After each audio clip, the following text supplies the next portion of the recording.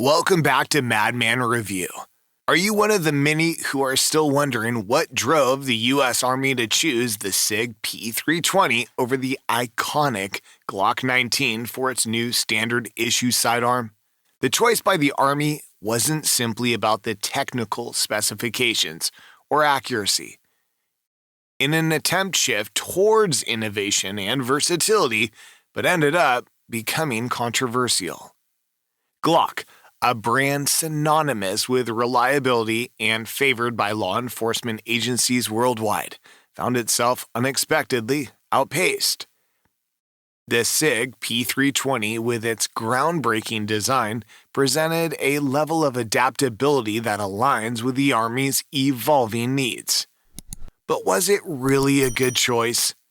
In this video, we'll uncover the real reason the U.S. Army chose SIG over Glock. We'll break down the reasons behind the U.S. Army's decision and why many people think it's an idiot move. Why replace the Beretta M9 in the first place?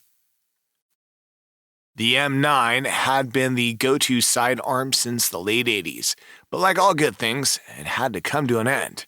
The main reason? The M9s were just getting old and worn out.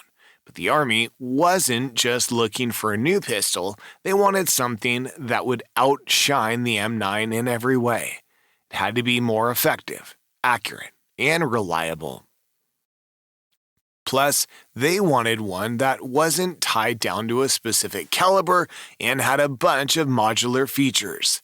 This way, they could customize the gun for different situations, fit various hand sizes, and even mount cool stuff like lasers and suppressors.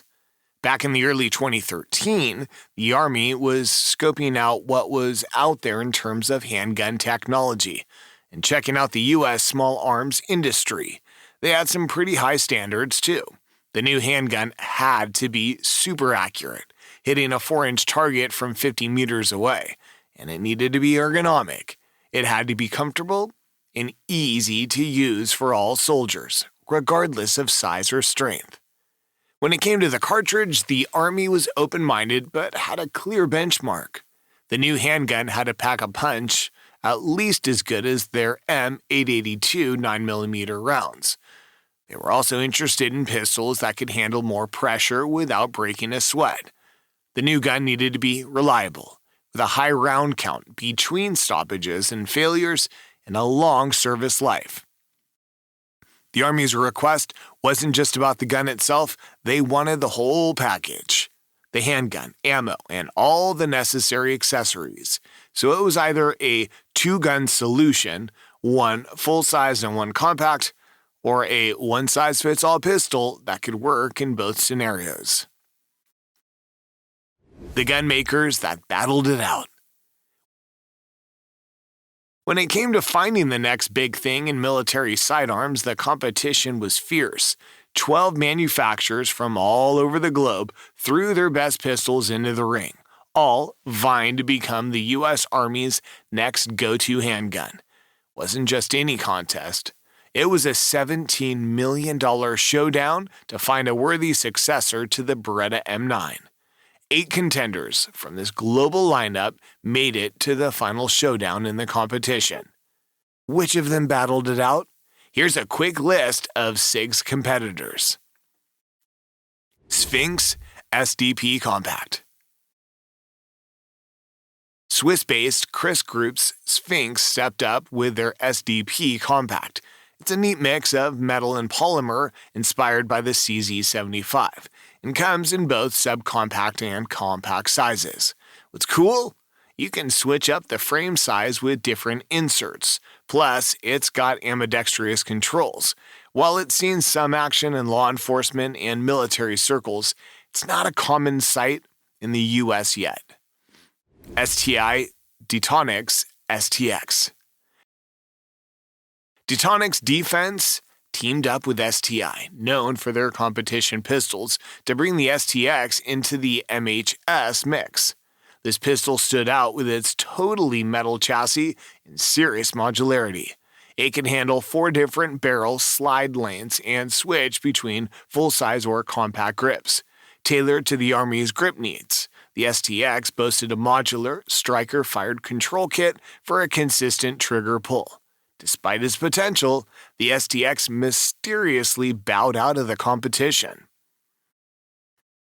SIG P320 MHS. CZ stepped into the MHS arena with its P09 and P07. Designed for military toughness, the P09, a hit in practical shooting competitions, packs a punch with a 19+1 round capacity in 9mm. It sports a DAO trigger and a bobbed hammer. The compact P07 was also in the mix, both featuring swappable backstraps despite their manual safeties. They lacked true modularity in grips and frames. Ultimately, CZ decided not to officially enter the competition. Smith & Wesson M9. Smith & Wesson's M9, a favorite among law enforcement and competition shooters, brought its A-game to the MHS competition. This polymer-framed, striker-fired pistol is all about versatility with its fully ambidextrous design and Picatinny rail for cool add-ons. It's got an optional manual thumb safety and interchangeable backstraps to fit all sorts of hands. Despite its solid rep, the M9 wasn't quite modular enough for the MHS, so Big Blue decided to step back from the competition. Beretta M9 A3 and APX. Beretta entered the fray with their M9 A3, an upgraded version of the familiar M9 and a cost-effective choice since it was parts compatible. But it seems the Army wasn't impressed and quickly dismissed it.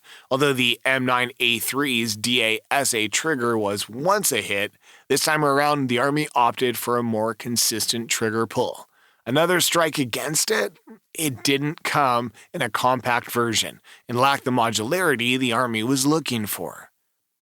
After the M9 A3 didn't make the cut, Beretta bounced back with the APX, tailored specifically for the MHS competition. The striker-fired pistol stands out with its removable chassis and customizable frame housings. Plus, you don't need to pull the trigger to take it apart. A nice touch over the Glock.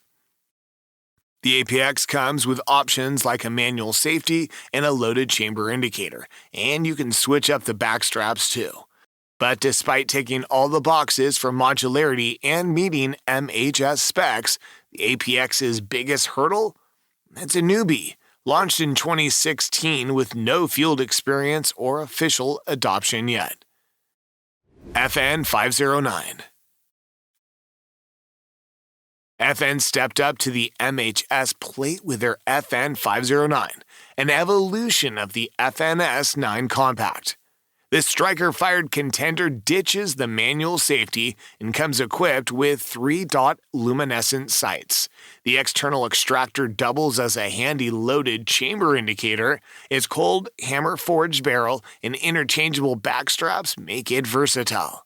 While the textured grip ensures a solid hold, to top it off, both the slide stop and magazine release are ambidextrous, making it a strong player in the MHS game. But it didn't make it to the finals. Glock 19X. Glocks, with their stellar reputation since the 80s, were serious contenders in the MHS showdown. Known for reliability, they've been the go-to for militaries and law enforcement globally. The Glock 19, a compact powerhouse, boasts parts compatibility across variants and a solid track record. The latest models feature interchangeable backstraps, but they only slightly tweak the grip size. Despite its strength, the Glock 19X falls short in modularity, lacks a factory manual safety, and requires a trigger pull for disassembly, not ideal for all DoD personnel. How SIG snagged the contract. Glock was the name on everyone's lips during the M17 trials. Their Glock 19X is a beast of a gun, topping the charts in finish, grip, trigger, sights, you name it. But SIG wasn't just sitting on the sidelines. They came prepared with a tweaked P320 that matched the Glock 19X stride for stride in all those key areas. They added a reflex sight cut and a Picatinny rail that the U.S. military prefers over the European accessory rail on the Glock 19X. Plus, it was the trigger group, which SIG refers to as the FCU, or Fire Control Unit, that was serialized, not the frame. This meant almost any part of the P320 could be swapped with another P320, making it highly modular.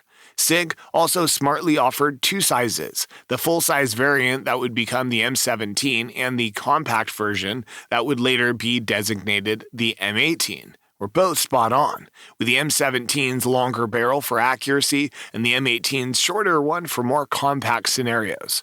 But what was the kick to Gaston's nuts? The price tag. SIG came in a whopping $100 million cheaper than Glock.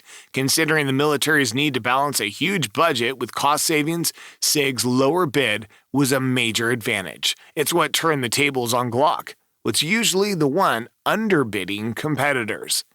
When you've got a pistol that's neck and neck with the Glock 19X and cost way less, the choice is obvious. Well played, SIG.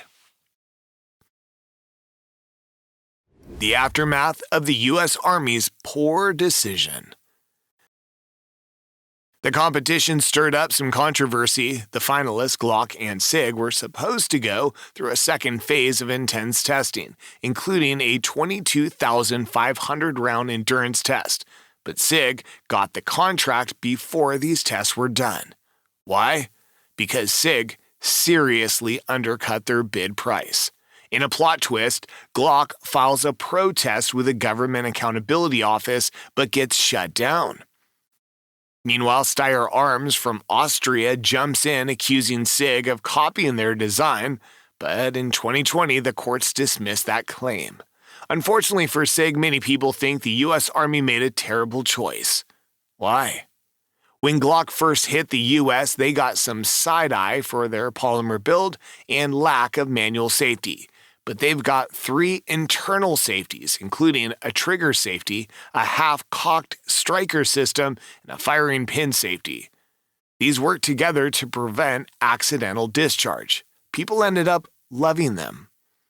Now about the P320. It's got a firing pin safety lever that's similar to Glock's, but it doesn't have a trigger safety, making it easier to accidentally pull.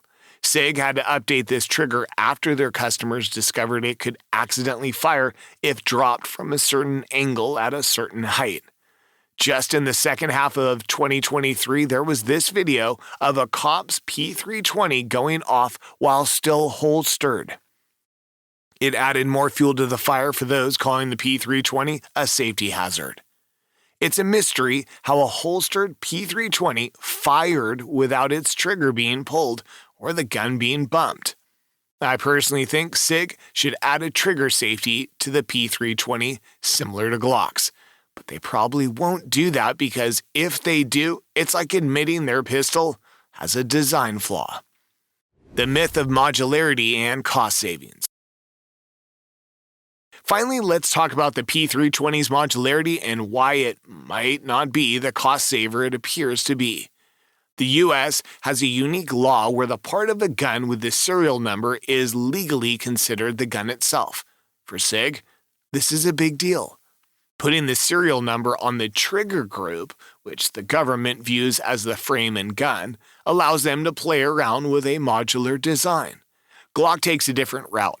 Their serial numbers are on the frame. To get around this, they came up with the Glock 19X, blending the bigger mag of the 17 with a shorter slide and barrel of the 19. It's a not-so-clever mix of capacity and maneuverability. But here's where I stand.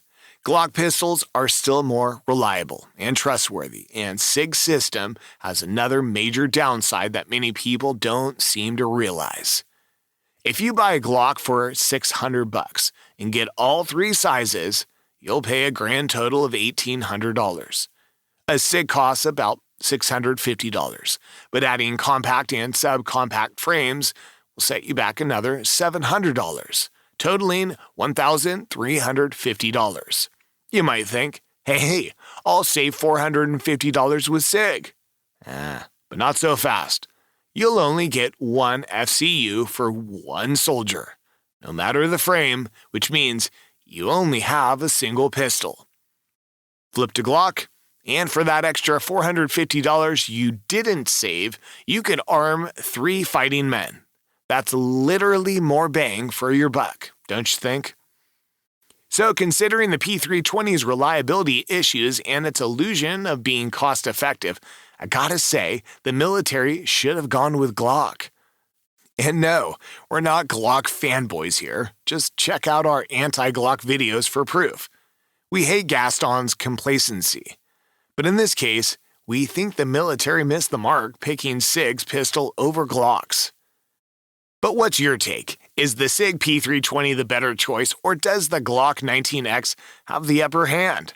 Drop your thoughts in the comments.